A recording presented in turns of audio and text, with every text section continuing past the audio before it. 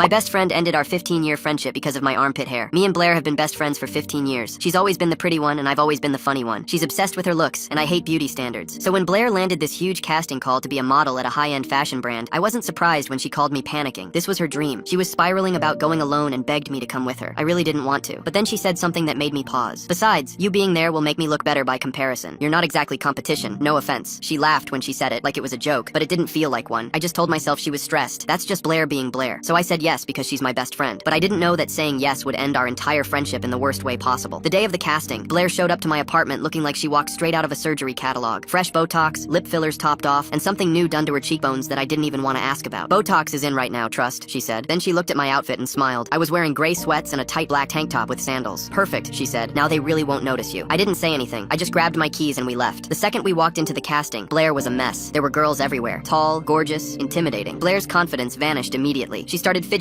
with her hair, adjusting her outfit every 5 seconds, and kept asking me if her lips looked uneven. I told her she looked fine. She just needed confidence. She didn't believe me. When it was almost her turn to audition, she was practically shaking. I tried to calm her down. Blair, relax your shoulders. You look stiff. She snapped at me. I know what I'm doing, but she didn't. When she stepped in front of the camera, it was painful to watch. She was posing like a robot, trying way too hard, and you could see the desperation on her face. The casting team looked bored. One of them actually checked their phone. I was sitting off to the side just trying to stay invisible, but I guess I wasn't invisible enough because one of the team members looked over at me and said, "You, do you want to try?" I laughed. Me? No, I'm just here for moral support. But they kept pushing. They said they thought my outfit was chic. They loved my carefree look and wanted to see what I'd do in front of the camera. Blair's head snapped toward me. She's not a model. She's literally just my friend. The team didn't care. They asked me again. I looked at Blair. She gave me this look like I better not, but something in me just said screw it. I wouldn't get it anyway. It's a fun side quest. I shrugged and walked over. I wasn't trying to impress anyone. I didn't pose like Blair did. I just stood there, loose, relaxed, and at some point I threw my arm up and put my hand behind my head. That's when I heard Blair hiss from across the room. "Put your arm down!" Oh my god, put your arm down. I looked at her confused. Then I realized my armpit hair was fully visible. I hadn't shaved in weeks and honestly didn't care, but Blair looked mortified, like I had just ruined her entire life. Except the casting team didn't look disgusted. They looked excited. One of them actually said, "Wait, hold that pose." They started whispering to each other, nodding, pulling up something on a tablet. Blair's face went pale. She marched over to one of the assistants and pulled them aside. I couldn't hear everything, but I caught pieces. She wasn't supposed to audition. She's not media trained. She's too controversial for your brand. The assistant just smiled and said, "That's exactly what we're looking for." They hired me on the spot. Blair grabbed my arm and dragged me out of the studio before I could even process what just happened. The second we got to the parking lot, she exploded. "What the hell was that?" I just stared at her. "Blair, I didn't even want to audition. They asked me." She laughed, but it wasn't a real laugh. "You showed up looking like an ungroomed dog with your armpit hair and somehow that's what they wanted? Over me?" Her voice was getting louder. "You planned this. You wanted to humiliate me." I told her she was being insane. That made it worse. "You're not even pretty. You're literally so freaking ugly. You don't deserve this. I've worked my whole life for this and you just waltz in looking like a slob and take it from me?" She was crying now, mascara running down her face. "We're done. I never want to see you again." The craziest part? I didn't even take the job. I'm a lawyer.